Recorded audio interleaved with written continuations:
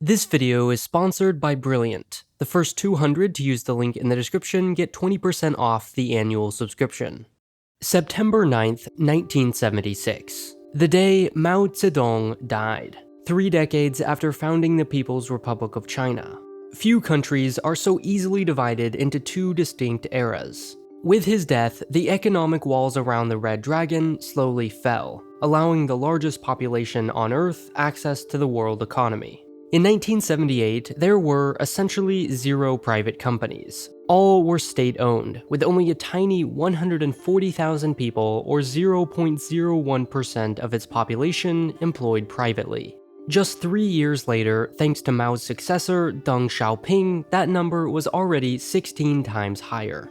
China in the 80s and 90s was the golden opportunity to start a company. Big, inefficient, state-owned corporations had left huge gaps in the economy. People were moving to the city, finally, with money to spend, and the government was eager to encourage enterprise. Which is to say, Ren Zhengfei couldn't have picked a better time than 1987 to start his company, called Huawei. A few years later, it won a contract with the People's Liberation Army, which, although small in financial terms, was huge for winning favor with the Communist Party, who then protected the company from competition. With this help, Huawei became, today, the second largest phone company in the world, just ahead of Apple and behind only Samsung. Up until a few months ago, it was expected to pass Samsung to become number 1, lead the world in the spread of 5G, and gain even more market share than its current 29% of all telecommunications equipment on Earth. Then, with one swift signature, Huawei was banned. Not only does this stop the company from selling equipment in the US, but all Huawei products everywhere are banned from working with American companies, who supply Huawei with components like Intel chips and software like the Google Play Store. So is Huawei, as the United States claims, a real threat to national security, a Trojan horse for the Chinese government? Or is the ban merely political? The problem with most answers to these questions is that they focus only on the technology, the politics, or China, but to really understand Huawei, you have to marry all three. Who really owns a company? It's a pretty reasonable question and should have a pretty simple answer. You don't usually need to go around reading articles of incorporation, just some common sense. A few decent clues are whoever's office is on the 100th floor, or maybe whoever's business card is most expensive. It even has a watermark. But not always. Because, of course, the structure of a company is not designed for our legibility, but rather to make more money, or limit somebody's power. So you see lots of weird subsidiaries, holding companies without employees based in the Virgin Islands, deliberately confusing names, and dual-class shares. Things can get weird. Take John, for example, of Papa fame, who, facing public pressure, resigned as the company chairman. A few weeks later, John decided actually he'd like to return to his Pizza Papa position. The board said, yeah, hard pass, and changed the company's bylaws to block their own largest shareholder from taking over the company he founded. He then sued his own company. One time, a pharmaceutical company called Rockwell Medical split into 2 legal corporations, each claiming to be the real, legitimate Rockwell Medical Incorporated, with the same address and same shareholders, leaving everyone wondering, who's the real pope? The point is, it's actually not that simple of a question. And that's before you add the whole socialism twist. If you do ask Huawei who owns the company, they'll happily take you to a special room in their Shenzhen headquarters, where a giant blue book, because little and red were taken, sits behind glass. Exactly the way you'd expect a multi-billion-dollar tech company to keep its records. In it, Huawei says, is a list of every person who owns shares in the company. And as they'll enthusiastically assure you, none of these people are the Chinese government. Case not closed, obviously. Here's what we know. Huawei Technology LLC is 100% owned by a holding company called Huawei Investment and Holding, which is itself owned by 2 parties. Huawei's CEO owns about 1%, and the rest the union of Huawei Investment and Holding.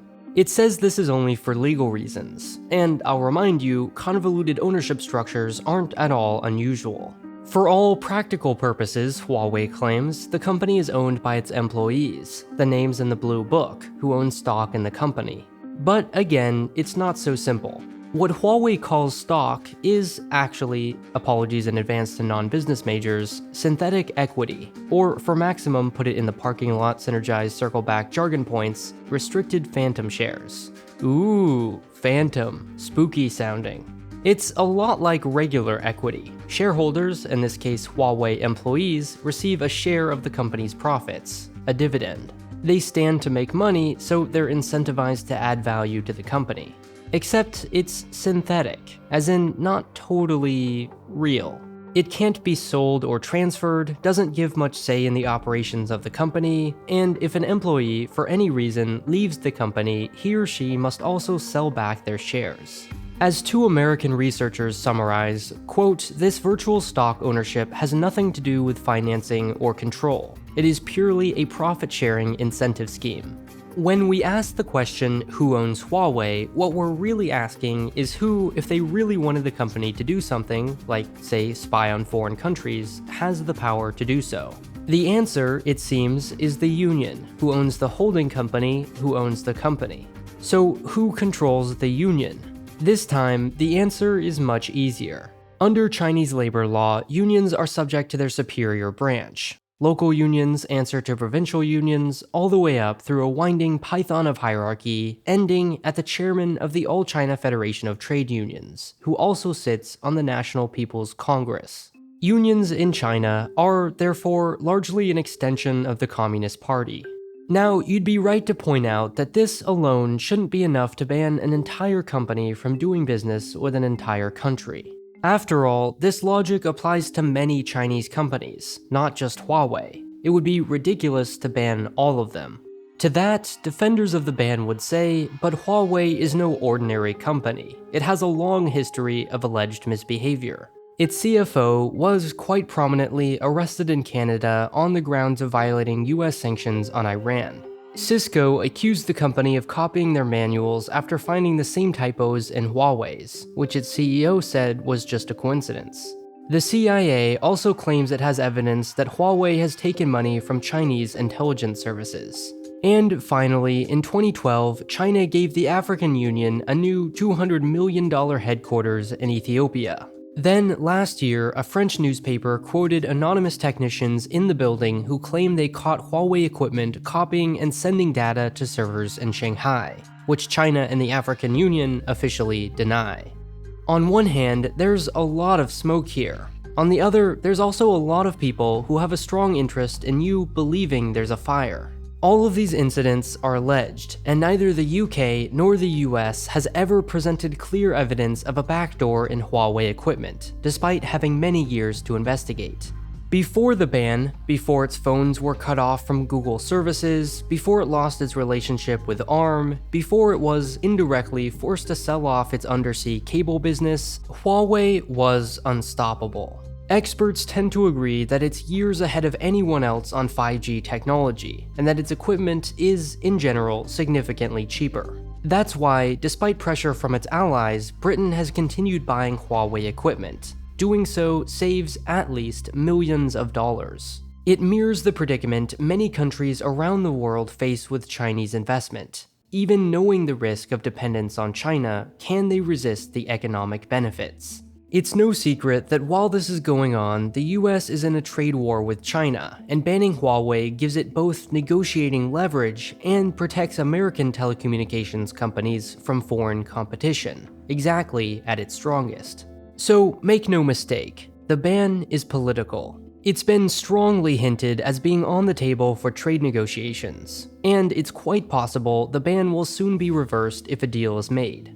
But it's just as important to note that just because something is strategically motivated doesn't mean there aren't other perfectly legitimate arguments. Much of the confusion around this issue is centered around the fact that politicians can agree on the same policy for vastly different reasons. The truth is, you don't need to make a judgment call on whether you trust Huawei or its CEO. You only need to recognize the most basic feature of the Chinese system. Everything is the concern of the state. From what is shown on TV, to who is allowed to travel, even how long you can play Fortnite, and certainly the movements of its largest corporations, the Communist Party is everywhere. if not now, and quite possibly not in the case of Huawei, eventually. Having an enemy is, unfortunately, useful for American politicians, especially one as misunderstood as China. But so too is it crucial for a country to keep its communications infrastructure, through which national secrets are shared and information wars increasingly fought, free from foreign influence.